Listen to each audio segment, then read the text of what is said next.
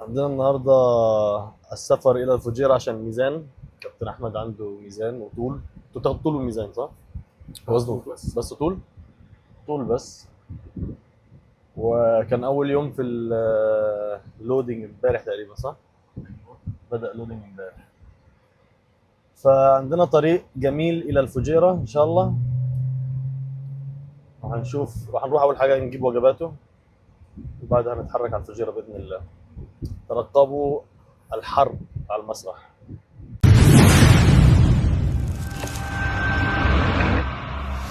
هو بنعرفهم هم ايه الوجبه بقى؟ سويت بوتيتو. لا مش سويت بوتيتو، سماش بوتيتو مع كان مكتوب لسه برايس كيك اه. و100 جرام 120 جرام تشيكن. خلال الكام يوم الجايين اظن الكام ساعه الجايين احمد هياكل كميه رايس كيك يعني هو معاه تقريبا من دي بتاع 50 واحده صح؟ التحميل بتاعه كله رايس كيك علامات كابتن جاسم طبعا. طيب انت بتحس بايه بقى الفرق ما بين الرايس كيك مثلا لو حملت رايس كيك او رايس عادي؟ انت بتحس بايه الفرق مثلا؟ الرايس كيك، الرايس العادي ميزته كده كده بيخلي عضلاتك تقف سريع عشان في نشويات اكتر. مم.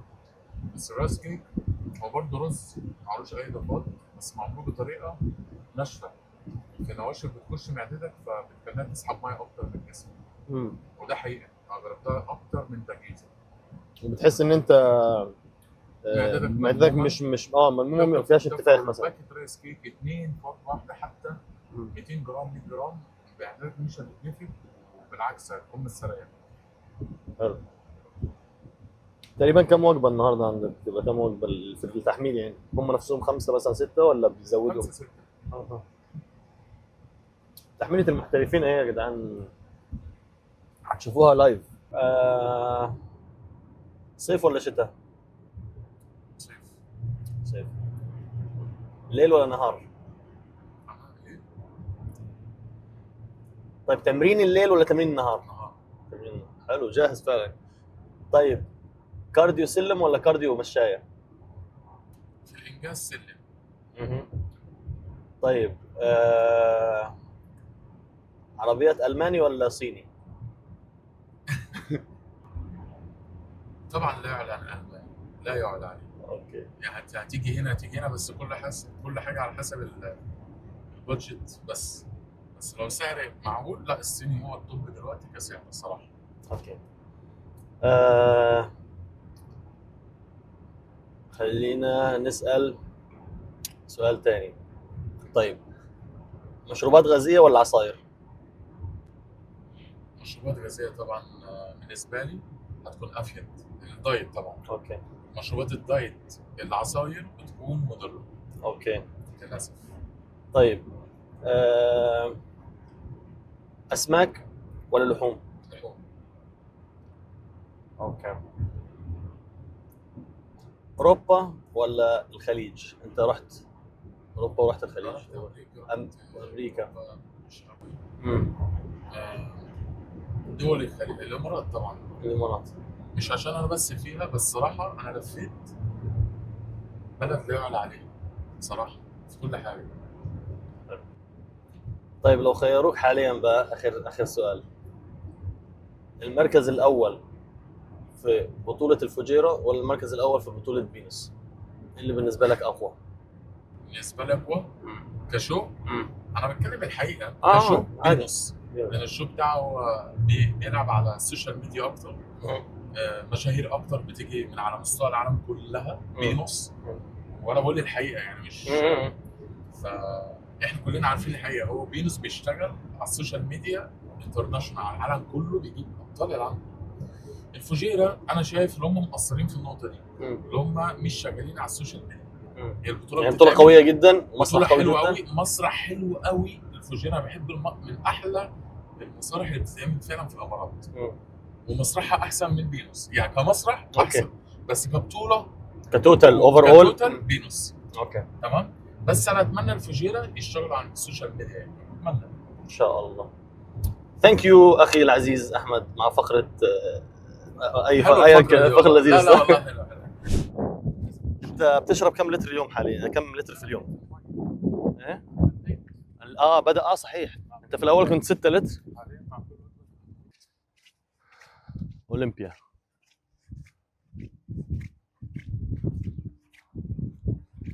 نحن الان نمشي خلف الميداليه الذهبيه باذن الله، باذن الواحد الاحد.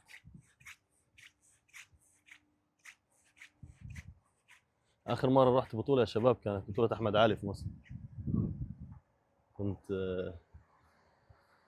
كان وزني 40 تقريبا.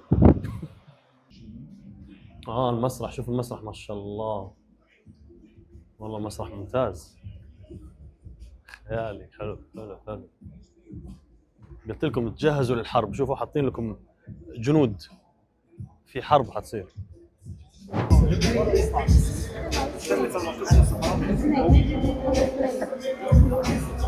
What you have only. دلوقتي موعد التسجيل، بسجل عشان البطولة يوم الأحد. احنا النهارده قبلها بيومين يوم الجمعة. اخلص تسجيل ونتكل على الله، نروح نريح وناكل وجباتنا. طب ايه اللي انا هحتاجه دلوقتي؟ ولا حاجه، انت تاخد الحاجه دي تخش على جوه. دول بتوع بكره. الخطوات الاخيره لازم نسجل بقى تبع الاتحاد نفسه، استلمت التيكت بتاعه التسجيل التان.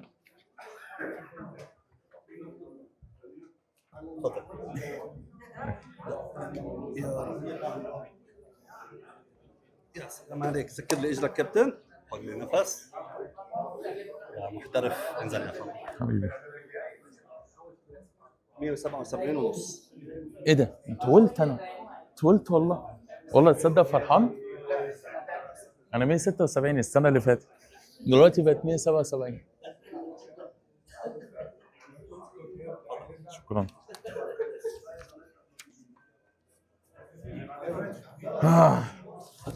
يلا. اكلنا معانا دايما من مطعم بتوين هيلث، على طول معايا في كل مكان، لان لازم ما اتاخرش عن الوجبه بتاعتي، وخاصه في التحميل، عشان اقل حاجه العضلات بتروح في داهيه، فلازم نسيب العضلات شويه على طول يعني. الحمد لله احمد خلص اشتراك البطوله وخلص يعني خذوا الطول كده بس، يعني بس هو المفترض المحترفين مش لازم ياخذوا بس الطول. التسجيلات كتير قوي والدفع كتير قوي في الاخر، سجل 20 مصاريف. لكن ان شاء الله تتعوض باذن الله وياخذ اول باذن الواحد الاحد.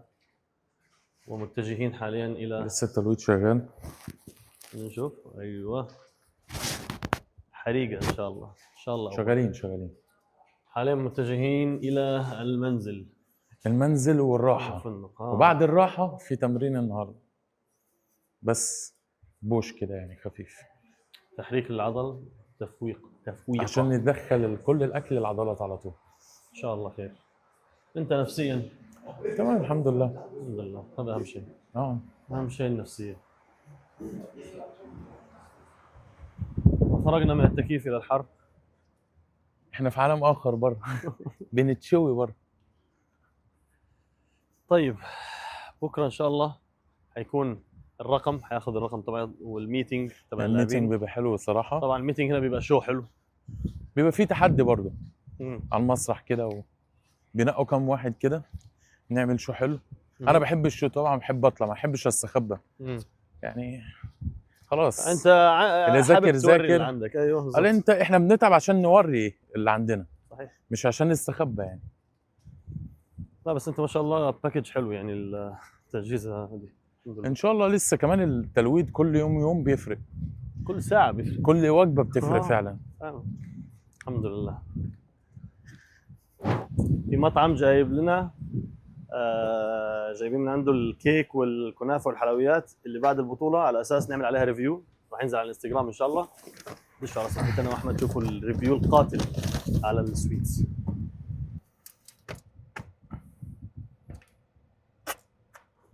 الميه طبعا انا ليا 300 مللي في الوجبه دي، 750 مللي، فانا بعرف اشرب قد ايه. وتاني حاجه انا مختار ميه ايفيان او يعني ميه فيها معادن تفيد جسمي، لان كل المعادن في الجسم اخر ايام واخر ايام بتنزل كلها مع المدرات والكده يعني، فلازم نحافظ على عضلاتنا يعني. التركات الصغيره دي طبعا بتفرق قوي يعني. انا كنت بشرب ميه عاديه من اسبوعين عادي، بس بتفرق لان انا المعادن في جسمي بتقل طبعا لو انا باخد مثلا اكسبل اللي بينزل الميه الزياده في الجسم. ففي املاح ومعادن طبيعيه بتنزل من الجسم. فالميه الطبيعيه دي هي بتبقى غاليه طبعا بس مفيده. بتدي شكل افضل اصلا على المسرح، يعني العضله نفسها بتبقى افوق. بلس انه صح. مثلا لو تشوفوا الكابتن جاسم قبل اخر كم يوم فجاه صار في اهتمام كامل بالمعادن. كلمه قال له جيب كالسيوم، جيب مغنيسيوم ماليت، جيب مغنيسيوم جلايسينيت. هكسبك بكره، ها هكسبك. هذا اللاعب محترف. ده عدو، لا يعني منافسي منافسي. ما احنا مش اعداء، احنا بننافس. كان نفسه ينزل يقتله ده. الاكل بتاعه نايس. 100 جرام تشيكن ورايس كيك كالعاده.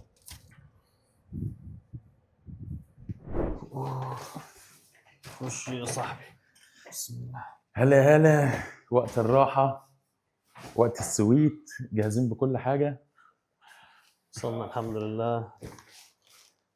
دايما في البطولات الافضل من انك تاخذ فندق انك تاخذ شقه فندقيه. ليه؟ على اساس يكون في مطبخ تطبخ وجباتك بالضبط بالملي. وطبعا هو في الوقت ده اكثر وقت جسمه حساس فيه يعني. المطبخ احلى، فيه ميكروويف، فيه كل حاجه، بحيث ان احنا في حاجات بنطبخها. المدرب كمان ساعات بيقول لك هتاكل سلمون ولا تاكل لحمه، يفاجئك تنزل على طول تاخذ. هي دي الحقيقه. المدربين ما تعرفش انت تاكل ايه بعد ساعتين. بيقول لك كل برجر، كل ستيك، كل حاجه بتفرق، فلازم انت تكون جاهز على المطبخ على طول. بس اخر تاتشز خلاص، اخر ساعات ان شاء الله. بس شوف اوبا، دي انا بقى مستنيها بفارغ الصبر والله العظيم. دي هنعمل لا، لها شم ريل شم مخصوص. لا ما انا هشم هاكل انا يا ولد. موضوع قوي على فكره. شوجر فري، بروتين فري، والدنيا جميله قوي حتى واحنا فاتحين دايت. نايس. بعد شويه حيخلص وجباته وبعدين حيروح يتمرن بعد ما كابتن يشيك عليه نشوف الدنيا وان شاء الله بس المصلحه. لازم نرتاح طبعا، لان كل ما بتريح كل ما الميه بتنزل منك. ما دي بقى الاسرار اللي احنا بنمشي عليها، صح ولا لا؟ صحيح. كل ما بتريح لازم اريح على الاقل ساعتين واقوم تاني. كل ما ياكل وجبه يريح له شويه. بالظبط. احمد ريح شويه، قام اكل له نص وجبه او وجبه خفيفه. نازلين رايحين سوبر ماركت على اساس ناكل وجبه زياده وبعدها نتجه الى النادي في اخر تمرينه. ولا بكره في تمرين كمان؟ لا، اخر تمرين اليوم. اخر تمرين اليوم اتمرن شامل. وانا كذلك هتمرن شامل مع اني ما عنديش بطوله يعني، بس هتمرن شامل عادي يعني من باب الدعم النفسي لاحمد. لا، وفي اكل وحاجات كده حلوه، فلازم تتمرن شامل. ماشي. تمرينه قويه حتكون، مش تمرينه هادي يعني كابتن وصان وتمرين تكون قوي، مش تمرين يعني معظم الشباب في التفنيش يكون التمرين خفيف تحريك فقط. بس لكن ضخ دم. لكن حنلعب برضه بشده في نفس الوقت ان شاء الله. وطبعا نصيحه ركزوا في الفلوج كويس جدا لانه في التاتشات الاخيره. الله ينور عليك دنيا وده اخره. في التريكات البسيطه والتاتشات النهائيه واللودينج تبع احمد بالملي، يعني اسرار المحترفين. شوفوا نمت انا شويه صحيت لقيت احمد ما شاء الله نشيط. انا اول ما جيت رتبت الحاجات بتاعتي. شوف الثلاجه ده اللي تشيكن اللي انا بستخدمه خلال اليومين بتوعي، معمولين جاهزين. البطاطس معمول طبعا من بتوين هيلسي، المطعم ده هو اللي معايا وهو اللي بيعمل كل وجباتي، بس انا مخصصهم بالجرامات بتاعتي في علب تانية عشان ليا جرامات خاصه يعني. الاسبرجس طبعا انا ما بستغناش عنه، ودي التركه اللي محدش يعني يعرف اهميتها قوي لان اقوى مضر للجسم. الحاجات دي طبعا الحاجات اللي انا نفسي فيها اكلها ممكن بعد الماتش، جايبها احتياطي. ايه اللي فوق ده معلش؟ كارب سريع ده باشا، دي حاجات كده. انا هوريك بلاش اتكلم، دي حاجات انا شايلها. الثانيه معلش شو الثانيه؟ لا ما انت كده مش لازم تشوف كل حاجه يا يوسف. يا عم انا جعان الله يرضى. وايه ده؟ دي انا كتفي، انا عايز اقول لكم كتفي كل يومين والله العظيم اصابات بتجيلي. مش اصابات من التمرين، في حاجات كده الياف عضليه بتبقى مجهده زياده عن اللزوم. سبب النشافه ازاي ده المفاجاه؟ الياف عضليه مجهده عايزه ريكفري بس مفيش وقت طبعا. فلازم نستحمل بس كده. الملح بتاعنا والحاجات بتاعتنا اهي، دي اللي انا بستخدمه، بس ما بستخدمش بقى صوصات وتوابل. ده بتاع البيبي، ها؟ بتاع البيبيهات.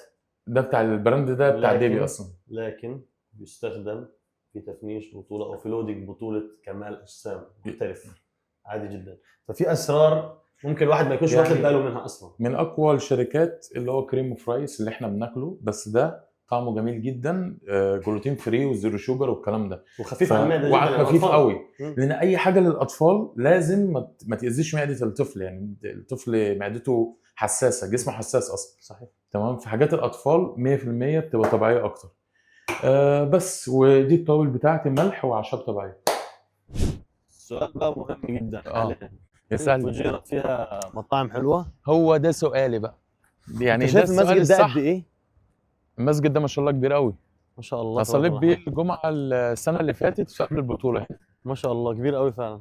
آه طيب المطاعم ده سؤال لولبي. أيوة. يعني السؤال ده انت سأله لحد صح يعني. ايوه، حد عنده بطوله فبيبحث. باحث عن قد مطاعم. كده، جبت لكم احلى مطاعم في الفجيره، وفعلا مطاعم عليها كلام كتير جامد. هنجربها هنشوف. بعد بكره، مش بعيد. اوكي يا شباب، انا دلوقتي جاي عشان مكتوب لي وجبه لحمه وجبتين، اللي هي اخر وجبه او اخر وجبتين. فانا بجيب تندر لوين. مفيش حاجة أصلاً تمام؟ دايت. هي اطرى لحمه باخدها عشان بتستوي بسرعه وطريه جدا وجوسي. تمام. وهي مفيده جدا، بتخش على الجسم على العضلات على طول.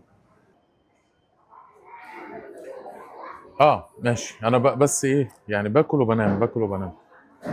دلوقتي بشرب ايس كوفي، وطبعا الميه دي محسوبه. يعني انا المفروض في الوجبه بشرب 300 مللي ميه. تمام. فالميه دي بتاعت وجبتي، لان انا عايز اروح اتمرن، عايز افوق شويه. وكمان الايس كوفي الاسبريسو بشكل عام هو من اكتر الحاجات مضره بول برضو. هي والاسبرجوس زي ما احنا اتكلمنا، من اكتر الحاجات بتفيد قوي في النشفان. يلا بينا شويه نروح عند الجيم. هيا بينا يا رجال، هيا بينا يا يوسف. هيا بينا. رايحين الجيم. هو في كذا جيم هنا، بس هو كابتن جاسم قال لي في جيم اسمه فينوم، جيم حلو يعني في الفجيرة. فهو اخر تمرين نعمل فول بادي فول بامب، ندخل كل الاكل العضلات. اخ يا الله. طبعا وصلنا جيم فينوم، بس ما اشوف في ابطال بيصوروا، الكل بيتمرن في الجيم هنا قبل البطوله.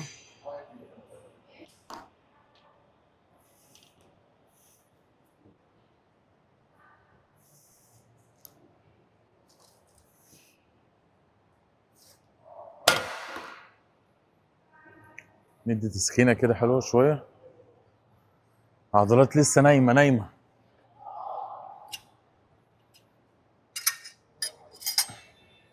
واحنا الهدف بس تسخينه وضخ دم بس.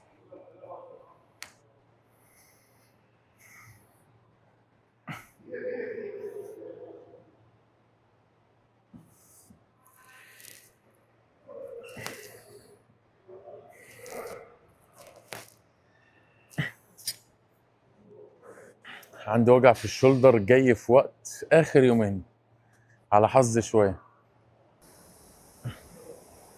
نسخن على السريع، واحمد يعمل استرتشات. نسخن اهو.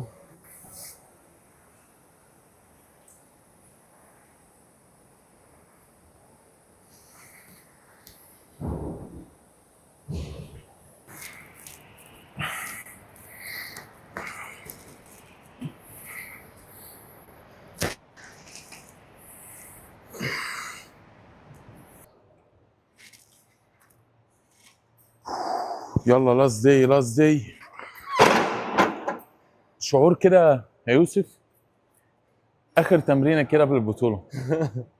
حسيت الشعور ده قبل كده؟ لعبت بطولات ها؟ كتير في اوهايو، ولعبت في كذا. بيبقى شعور كده حلو صراحه، اللي انت تحس ان انت بقى بعد اليوم ده اكل نوم اكل نوم اكل نوم.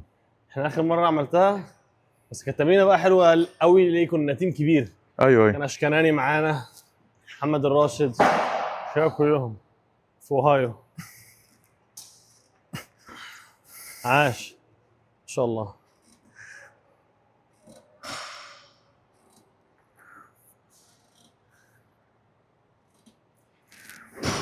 ايزي.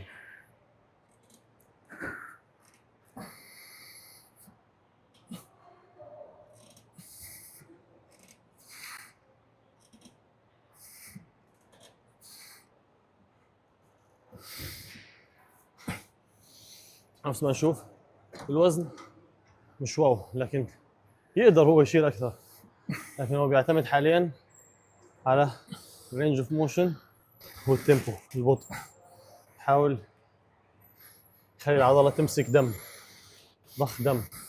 الاوزان قد يصير فيها ميس فورم، يعني الاداء ما يكونش 100% مضبوط، خصوصا انه قابل حاليا للاصابات. بيحط وزن متوسط، بيلعب اداء صحيح 100% مع بطء. البطء يعطيك كانك لعبت بالوزن الثقيل بالضبط. وعشان كميه الكارب اللي بناكلها طبعا اه بتخش على العضلات، والميه اللي احنا محتاجينها جوه العضلات مش بره العضلات. روح حلو حلو. ايزي ويزي.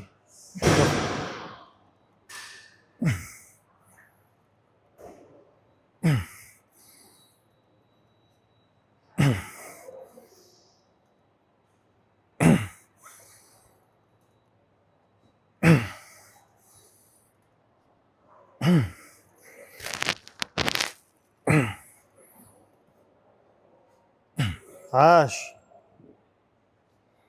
كفو يا احمد. روح. حلو حلو حلو. انا اعتقد الناس اللي كانت بتتمرن في البطوله بتلعب الاوزان دي لان الاوزان كلها جاهزه، والمطلوب اصلا ان احنا بنحس بالعضله بس، يعني ولا وزن خفيف ولا تقيل.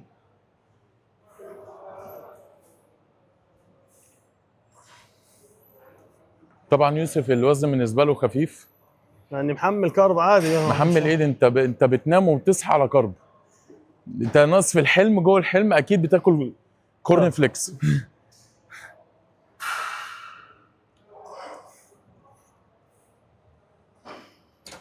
عاش.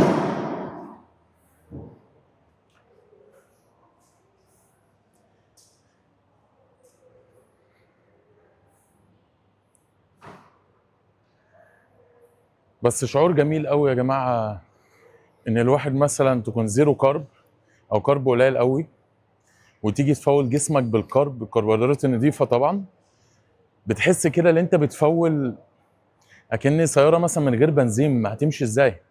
وفعلا حقيقي اول ما الكارب بيخش الجسم الدم كله بيتحرك لوحده. يلا ايزي. عاش قوي.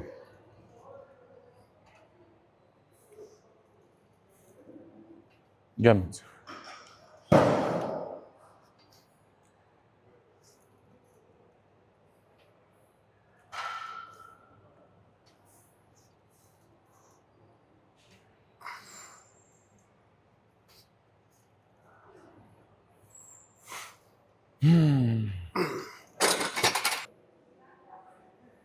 طبعا في اوبشن تلعب شولدر بريس وانت قاعد، او تلعب سميث شولدر بريس، او تلعب واقف. طب ليه صنعوا الواقف من الاساس دام انت ممكن تلعب وانت قاعد؟ شولدر بريس وانت واقف يشغل اللور باك، يشغل الجلوتس اذا اديتها صح، وممكن يصيبك. فبالتالي يفضل انه يتلعب بوزن خفيف دائما، ويتلعب باداء صحيح، وبنفس الوقت في فترات التنشيف، فترات النحت، مو فترات الضخامه، لان فترات الضخامه مضطر تحط هو وزن. بيشغل فعلا عضلات في الظهر كمان بتساعد. فالظهر بيشتغل معاك، يعني المقاومه بتاعته بتكون اكتر. بالضبط. دي حقيقه. تفضل يا مدير. بسم الله. بسم الله يا رب. اوكي. شوف لو حد حط ايده هنا هيحس بامب اللور باك. شوف اللور باك ماسكه، شوف ماسكه.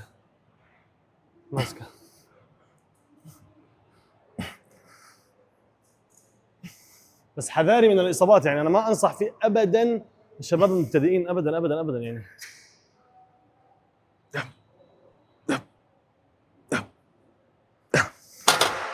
ما انت اللور باك لو سبته اصلا هيجي لك اصابه، لازم يكون شقه لقدام. فلازم اللور باك يكون قوي عندك اصلا في الالعاب دي.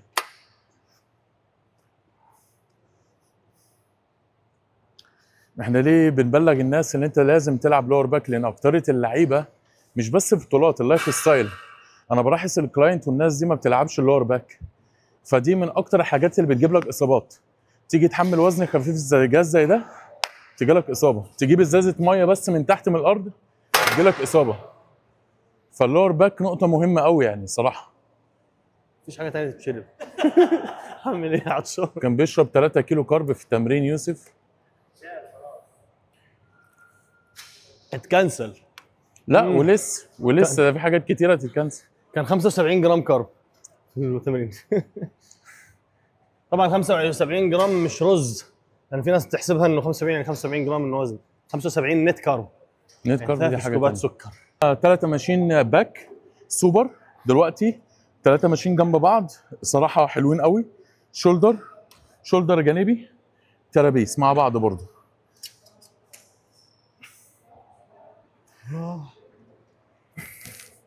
روح يا احمد روح، ايزي.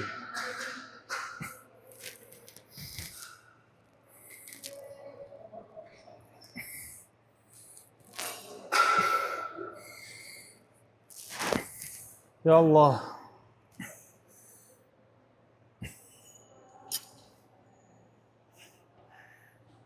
مش عارف الوزن ده تقيل ولا لا، بس انا مش عايز اشيل اي حاجه تقيله. خفف انا مش عارف، استنى خلينا. لا تقيل شويه. عشان هو نوضح. خفيف بس ما ينفعش اتقل الايام دي خالص. هتلعب على الهولدنج وعلى التيمبو. شيل واحده بس. شيل واحده بس. ايوه. اه هو في كذا ماسكه هنا على الجهاز، وعلى فكره كل ماسكه بتجيب زاويه معينه في الترابيز. يعني في الجانبي دي وفي دي وفي دي. ديت بتجيب الترباس بس من ورا شويه، ديت بتجيب الترباس بس انت لو وقفت هتجيب من الامامي. فكل زاويه ليها زاويه في نفس العضله بتبقى بشكل مختلف.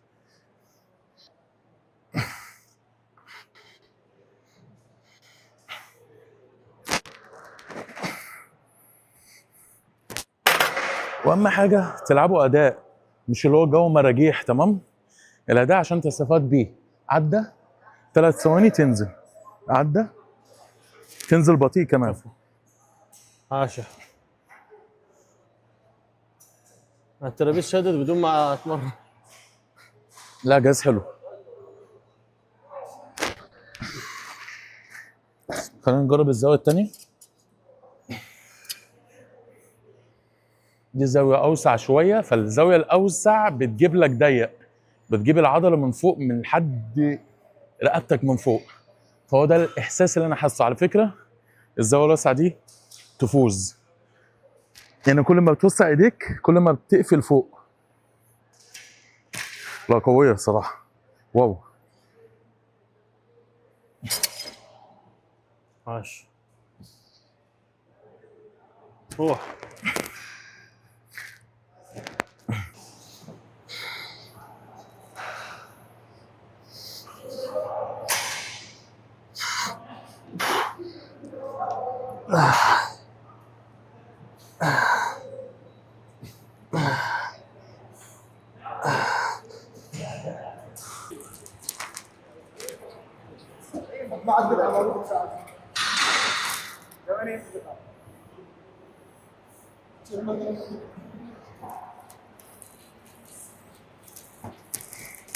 انا اعتقد هو يوسف هو اللي بيلعب وحاسس بالجهاز، بس اعتقد الجهاز حلو. حلو جدا. وزاويته هو بيجيب الزاويه بتاعت الشيست ومن بره كمان تحت، يعني اللي هي ايوه. طبعا ليه بيشغل السفلي اكتر؟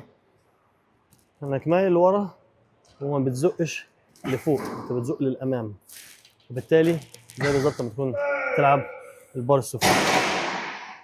بس هو بيشغل الاوفر اول تشيست، بس بيركز اكتر على الزاويه الخارجيه من تحت اللي هي هنا. هو لانه ناشف يعني هيتبين معك. تعال قرب. هات من الزاويه دي. شوف شايف العضله ازاي شغاله؟ بالله عليك شوف. ما شاء الله عليك يا احمد، ناشف يعني. قطها لورا. ايوه. ده بالكويتي كده. لا بفهم كويتي، خلي بالك اتعاملت معاكوا قد كده. روح يا كينج.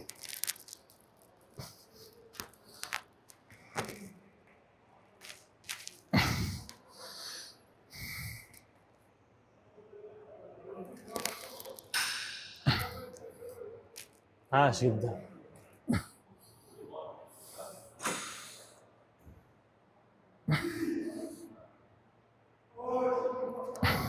عاش اطلع عاش ما تخافش كفو والله كفو ما شاء الله.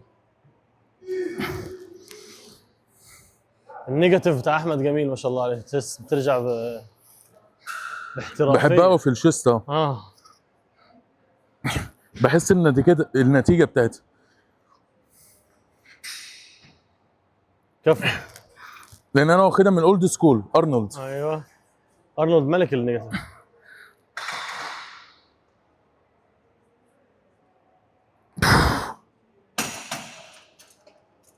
روني كولمان ملك البوزيتيف. نفس الكلام. بص اي حد شيسته حلو هتلاقي البوينت دي بيلعبها بنفس الطريقه. شباب دشينا جيم فينوم اليوم، يعني نتمرن التمرين، شفتوا الاجهزه، عرضنا لكم الاجهزه، عرضنا لكم التمرين، عرضنا لكم الفايب، يعني الوضع جدا مريح نفسيا وجدا مريح كاجهزه تكنيكال وكواليتي. هذا الشخص نورتونا الاول حبيبي الله يخليك، صراحه استقبلنا استقبال يعني مش هقول يليق بينا، يليق به هو لانه هو انسان محترم جدا. كابتن احمد دخلنا على التعريف الله يخليك، فالله يخليك. وفي نقطه والله احنا كنا شايلين هم اللي احنا نتمرن فين. يعني اي جيم الجيم اوتيل صغير في جهازين وصراحه ما بعرفش اتمرن. انا جيت هنا اتمرنت كل السوبر اللي عندي فول بادي، صراحه مبسوط عشان انا محتاج ده فعلا. وهعمل لكم فيديو بوزنج هنا جوه كمان، استنوا علينا. احمد جبار موجودين خلاص في شرفنا يا الفيجيرا كابتن ان شاء وشكرا الله. لك، الله يخليك يا حبيبي. حبيبي يا كابتن حبيبي. عارف ان اللاعب فل ناشف اذا بلش هذا الفرق اللي هنا. شوف يا سلام. دي حقيقه. يلا على السوبر على السوبر على السوبر على السوبر. انت حقيقه ايه بس دي حقيقة، أيوه. خش هو قال لك متى نشوف اللاعب ناشف ممكن نعكس بقى اعكس متى عليه تعرف قوي. ان اللاعب مش ناشف؟ لما تلاقي ايده بامب هنا بس بامب. كفو يا احمد. لا انا صغنون عليك يا حبيبي. خش يا بابا خش يا بابا. الصغار بيكبر يا يوسف عادي. كلنا كنا صغارين. روح كفو. الربع ناشف والله احمد، الله يعطيه الصحه كابتن جاسم، ناشف يا احمد والله كفو. ترى اقسم بالله قبل اسبوع كان بيكنسل ما يبي يدش البطوله. قول لهم ان انا كان عندي اصابه وفي اسبوع كمان في اسبوع راح يعني منك. اثرت فيه بسبب اصابتي. الحمد لله. في ناس حيتساءلوا من قبل ما يسالوا، حيقولوا ما الذي في خشمه؟ دي احسن حاجه هنتكلم عليها. نتكلم عليه، لازم نعمل لها فيديو دي صح؟ روح ايه تكفى شقه. هو كان بيتكلم ان الشوفان عندي، بس هو عنده برضه حاجه مش عندي. ما شاء الله الحجم مليان كورن فليكس وعسل وشوكولاته، ففي حاجات كتيره قوي جوه. فالدراع ما شاء الله بيبقى دبل عن دراعي. يا عم بس- دبل ايه بس، الله يرضى عليك انت اللي احسن. اصبروا بس كمان شهرين على يوسف هتلاقيه في حته تانية ما شاء الله.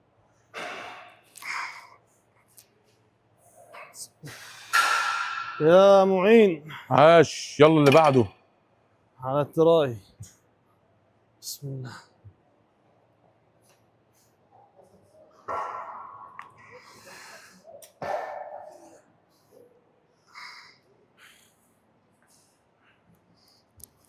لا والله يوسف طلع يعني شيء غير من اللي انا متوقعه، لان انا بشوف يوسف ما شاء الله بياكل كتير يعني. لا يوسف عنده عضلات الملامح بتاعتها باينه على الاكل اللي هو بياكله، محدش بيشوفه غيره. ولا بقى كابتن عبد الرحمن الشيخ ولا اي حاجه صراحه، يعني انا اللي بشوفه. افضح اديه اجلد. المشكله ان هو بياكل لعيبه كده. يعني يوم الرفيد مثلا انا مش عايز اتكلم فيه، هو رفيد بس يعني ما شاء الله يعني. انت بعد الساعه 10 بالليل ما تقولش اللي حصل. خلينا في ابلع. هو اخر اليوم 10 بعد 10 ده ريفيد تاني خالص. بس ما شاء الله الشيب بتاعه الصراحه يعني. شفتك عند كابتن جاسم اول ما قلع كان بيتصور، لا قلت يوسف شكله حلو اتحسن فعلا. نعمل تشيك اب. عايزين نعمل تشيك اب عليك. ماشي عايز يلا. تلعب معده الاول لا ولا؟ نلعب بس دور كمان. دور كمان يلا. دور كمان. مجتهد يا جماعه، هيموم هو الدور ده اللي هيفوزه الماتش ان شاء الله باذن الله. خلاص يا حبيبي اللي ذاكر لا ذاكر. انت لا اقول لك لا، قول لي. في نقطه مهمه. اللي تكفى. ذاكر ذاكر، بس التمرينه بتاعت الهاي كارب لازم لازم بتحس- تخلصها للاخر. بتحس فعلا والله تخش العضلات. انا الاكل بيروح عليها، انا حاسه دلوقتي. انا طلعت في الجيم هنا اتفاجئت اللي فيه ستيج صغير كده بس حلو قوي، الاضاءه بتاعته، المرايات عشان اشوف البوزنج بتاعي عامل ازاي، والاهم من ده كله الاضاءه، لان الاضاءه عامله زي الستيج اللي احنا بنقف عليه البطولات. فدي ميزه صراحه حلوه في الجيم. انا مش بعمل دعايه للجيم، لان فعلا الجيم في فوجيرا يستاهل فعلا. انا ما اعرفش مين صاحبه ولا مين الناس بتوعه، بس احنا هم عارفيننا وانا اتفاجئت مين هم. تمام. فبيضيفوا اي لاعب كمال اجسام صراحه، بيضيفوه في كل حاجه. شكرا لكم بجد، الجيم الجميل ده في الفوجيرا. يلا نعمل بوزنج حلو اهو.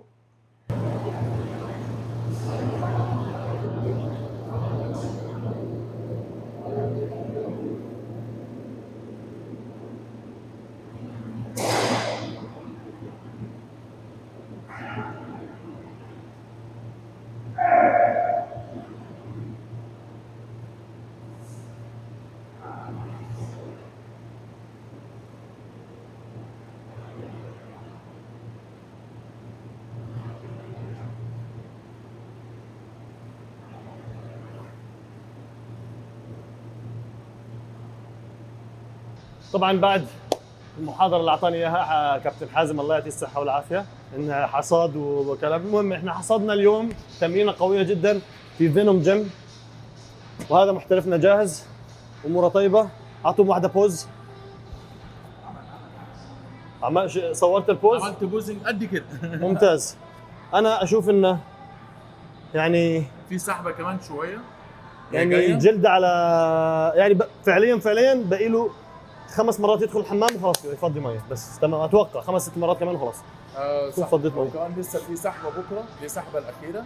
أها. انا سحبت على يومين مع أوكي. الكارب، فانا متوقع بكره هيبقى انشف بكتير ان شاء الله. فان شاء الله ماشيين على الخطه الصح مع كابتن جاسم. ده غير ان كل نومه ينامها يصحى ينشف. دي حقيقه، اهم حاجه النوم بيحول الجسم 180 درجه صراحه يعني. الله يوفقك.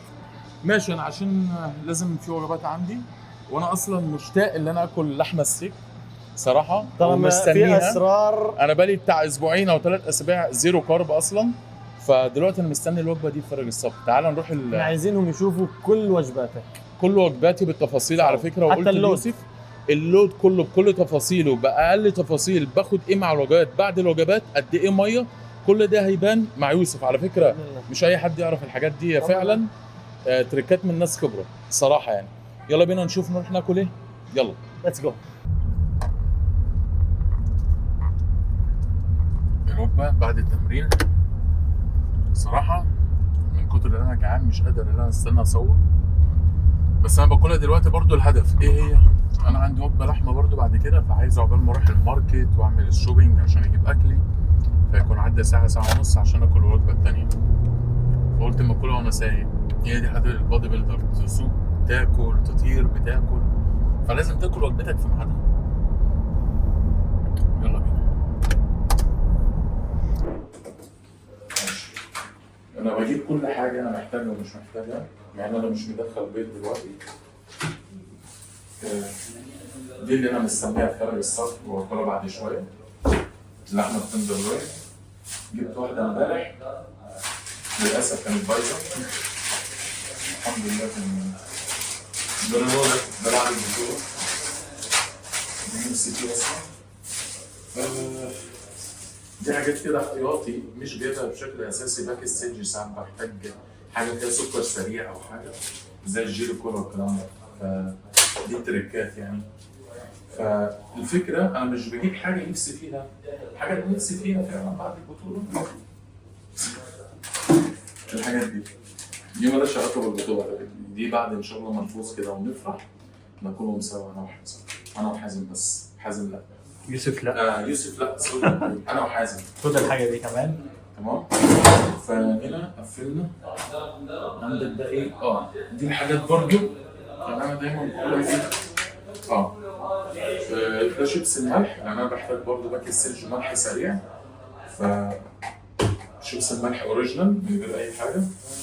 كمان انت جايب حاجات لود وفي نفس الوقت احتياطي، لان انت مش عارف المدرب اكيد هيعمل ايه. بس انت عشان جهزت كتير بالظبط، فخلاص جايب كل حاجه بحيث انت ما تتوترش، ما تنزلش تجري تروح عشان المدرب بيقول احمد كل مثلا عسل بريسكي، كل مربى بريسكي، كل بينات باتر مثلا او زبده اللوز معايا، كل الحاجه بحيث ان انا اكون جاهز.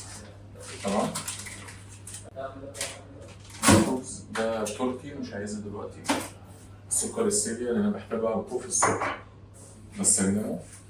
والميلك ده برضو بعد البطوله لان انا محتاجه البان شويه، بتكون لاكتوس فري عشان بتريح المعده. من اكتر الحاجات اللي بتريح المعده بعد البطوله، مش تروح كم جرام بروتين؟ شوكولاتات وبوم بوم. فده من اهم الحاجات اللي بتريح المعده مع الشوفان. في كام جرام بروتين ورا الناس؟ ده 90 جرام بروتين في ال 100 مللي تقريبا. هو احسن حاجه مش بس كميه البروتين، هو كريمي وفي نفس الوقت قليل الدسم وبدون اضافه سكر ولاكتوز فري. فده كله في الحليب ده صراحه من احلى ماركه بحبها، روعه. تمام. لحد كده انا تمام. ابو يوسف طبعا جاب حاجات كده ماليش دعوه بيها، انا بطلت بعد بكره ولسه بعد شهر. فده شكل المنظر الثلاجه بتاعتي. تمام. وجباتي كلها للتشيكن بالميزان. ده كارب برضه انا كنت جايبه برضه احتياطي زي الجاتوريد. تمام. في كارب سريع، كارب كتير قوي، كارب سريع. ده احتياطي جايبه. الميه بتاعتي الازاز الصغيره 500 مللي عشان انا تقريبا من بكره هنقص الميه 200 او 250 مللي مع وجبه. لسه اشوف كابتن جاسم هيقول لي ايه وهمشي على الطريق. تمام. عسل، جايب كل حاجه الحمد لله الحمد لله، كل حاجه تمام. من اهم حاجات برضه اللي عايز اتكلم عليها الهيدروليشن. ده بعد البطوله انا بحتاج اشرب كميه سوائل لجسمي، كميه، بس انا مش عايز بقى عصاير وسكريات وكده لان الصراحه بتقلب معايا بحاجات مش كويسه في جسمي. ووتر بتحبس ميه وانا مش عايزها. احسن حاجه حاجات فريش زي الكوكونات ووتر. احسن خيار اللي انت تقعد تشرب 10 لتر براحتك. خليك ورا اللبس يا جماعه. بس كده يلا بينا نطبخ اللي انا مستنيها بقالي شهر، التندر لوين. احلى وجبه في حياتي. سلام عشان هنعمل ايه بقى؟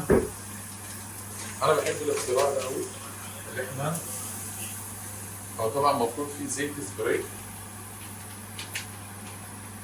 احنا قلنا دول تقريبا 200 جرام.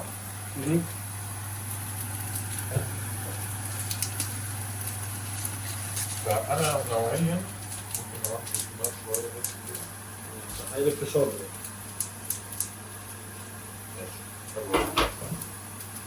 انا بحب شويه الرايس يستوي مع اللحمه. تمام.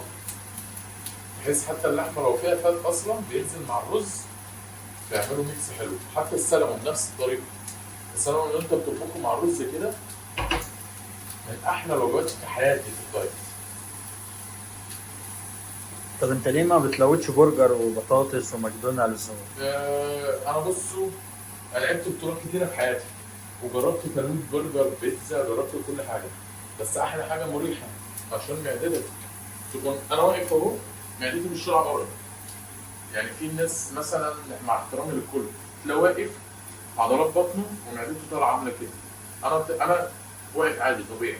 فبعد ما اقف على الستيج او حتى قدام الكاميرا قدام الناس انا واقف طبيعي، مش لازم اشد قوي عشان ابان. بيحافظ لك على جدار المعده وعلى الامعاء. بالظبط. مش اتفاق. يعني ده اللود المفضل بتاعك؟ لون نظيف. احسن حاجه. طب وانت اللود المفضل بتاعك ايه؟ متبوس لحم. ايس كريم لولو. ايس كريم لولو حطه في نص الرز. لا بجد اللود ايه بتاعك المفضل واللعيبه بتاعتك انت بتحب تفكر؟ بيختلف من لاعب للاعب طبعا على حسب ردود فعل جسم اللاعب وعلى حسب بطن اللاعب نفسها. اذا كان عنده مشاكل في الهضم، عنده قولون، عنده كذا، بيختلف اللود طبعا. لكن في بعض الستاندردز الاساسيه. بس خلينا معتقدين اكترية الناس المحترفين حتى على مستوى العالم اللاعبين والمدربين بيعتمدوا ايه؟ نظيف. بالاكل النظيف. بيعتمدوا على الرايس كيك مثلا، بس ما هو غير السكر. الرايس كيك بيحط لك على السكر، العسل مثلا، السويت بوتيتو، الاشياء النظيفه عموما. لكن في بعض الاحيان يكون اللاعب جسمه على قولتهم يعني على قولتنا بمصر واقع زياده، فبيحتاج انك تعطيه اوفر شوي دفعه نوتريشن او كالوريز، مش يعني مو نوترينت فود، فتختار له برجر. لكن اذا المدرب قال لك برجر او خلاك تاكل برجر، لا تروح تختار برجر من برجرات الفاست فود، لا اختار برجر من البرجرات الحقيقيه. نفس مثلا مطعم اكسس اللي انت اكلت فيه مره تشيكن، ايوه هذا برجر نظيف. اللحمه مش هرمون، تمام، مش مفرمنه، الفات اللي فيها فات اللحمه، مش فات مخلوط مثلا بحاجات اصطناعيه ولحمه مخزنه من مليون سنه، لا حاجه كده بتاكلها عليها مواد حافظه وقرف. من الاخر كده اي حاجه نظيفه بتدخلها على جسمك بيوديك بصراحه، ده انا مقتنع بيه. You are what you eat. انا شفتك كاتب لواحد قبل كده في بطولة سكيتلز. ده في الناحيه الثانيه، ده اللون الاخير يعني اللي هو بومب، صح؟ لانه شوجر. بعض الأحيان تحب تضخ رش شوجر عالي، فبندخل مثلا اذا بتختار الشيء الطبيعي اختار زبيب، اختار تين، اختار كذا، لكن اذا تختار شيء من السكريات سكيتلز من الاشياء اللي جدا جدا انا احبها في اي وقت يعني، حتى اثناء التمرين مرات اعطيها حق لاعبين كثر سريع. شفنا سكيتلز وشفنا جيلي كولا. جيلي كولا ايه السر بقى؟ السر انه الشوجر سريع جدا، بلس انه بيحمس اللاعب، يخلي اللاعب انه ياكل يدخل السكيتلز. نفسيا انت نفسيه اللاعب من اهم الاشياء قبل الستيج بالضبط بالذات. في بعض الناس يقول لك نوتيلا مثلا، انا مثلا ضد النوتيلا في اللون. مش غلط، مش خطأ كبير، لكن ثقيلة أولا جدا، ثانيا فات عالي، ثالثا مواد حافظة عالية جدا، رابعا اللاعب إذا أكلها راح ياكل، ما تقدر تسيطر على الكمية، ما يقدر يسيطر على الكمية. أما السكيتلز أنت عندك باكت، تعرف بالضبط كم جرام. في بعض الناس كمان يحطوا شيبس. طب ايه رأيك، ده السؤال ده ليك انت واحمد، ايه رأيكم في الحبة الجديدة كريم وفرايس؟ اللودينج كله كريم وفرايس. لا كل حاجه ليها ميزه يعني. تفضل هدية تمام جاية من لولو. دير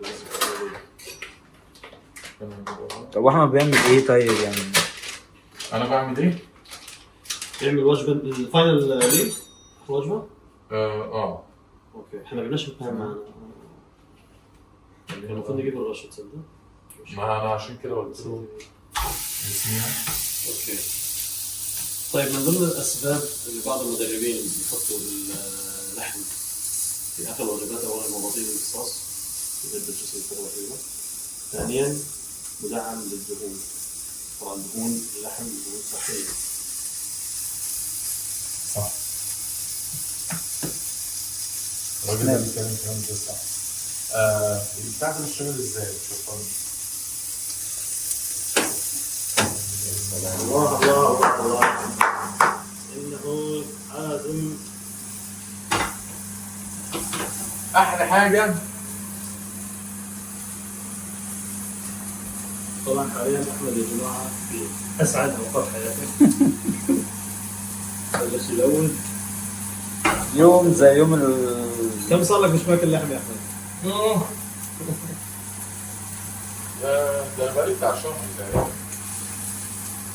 سمك ودجاج، الدجاج اكثر من السمك بقى. حاليا وجبه اللحم،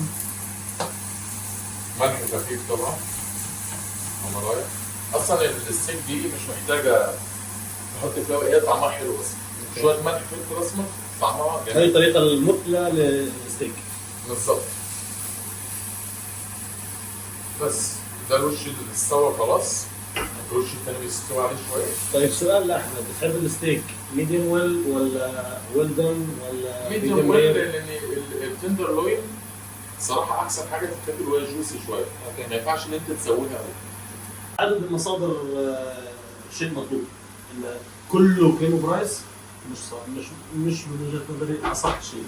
ده عمالين يقولوا نيو سكول، وتلاقي حاطط له 3-4 وجبات، اصل لازم تحمل كارب في النهايه كريم وبرايس شيء مصنع، فاهم يعني ذات منتجات الكريم وبرايس. بس انا بحب الكريم وبرايس، مدمن على الكريم وبرايس، بس مش حاطه في اللود كله كريم وبرايس. وانت يا احمد لو لاعب من عندك؟ انا بالنسبه لي لان انا ببقى جعان جدا وعايز ادخل ناشف في معدتي، كريم وفرايس عشان اكل منه كميه كبيره قوي. وما بشبعش. طيب وبالنسبه للعيبه بتاعتك، انا عارف خلاص انت اللعيبه لودك. بتاعي احسن حاجه للواحد لو عنده مشاكل في المعده ما بياكلش كتير، اوكي. ممكن يحتاج الحاجه دي. انت مش عايز تدينا السر ليه؟ اللعيبه اللي انت بتجهزها بتديله لودنج ايه؟ في جزء من اللعيبه رايس كيك النواشف، لان هو بيهتم بالنشفان شويه. رايس كيك مع جام مع بالظبط. كذا. والناس اللي في الكلين بالك انا بختار لهم الحاجات اللي زي السريلاك، زي الحاجات اللي انا بعملها دي الجميله دي بتاعت الاكل بتاعت البيبي، ماشي. في اي مكان وسعرها حلو جدا. وصراحه انت بتاكل لك وجبه يعني. ده للناس اللي هي رفيعه قوي عايزه تزيد بالك نظيف. انا وجبتي خلاص خلصت. اوكي. بما ان احنا في اخر اليوم، دي اخر وجبه بالنسبه لي. المفروض بشرب 300 مللي ميه، من بكره انقص الميه اكتر. اخر وجبه تندرلوين ستيك، اسبراجوس، رايس. المفروض رايس كيك اكله، بس انا عشان عايز الهضم يكون اسرع عندي شويه فباكل الرايس العادي. اخر وجبه بستمتع بيها قوي عشان بصحى انسان تاني، عشان اللحمه والكرب والفات. شوفكم بكره.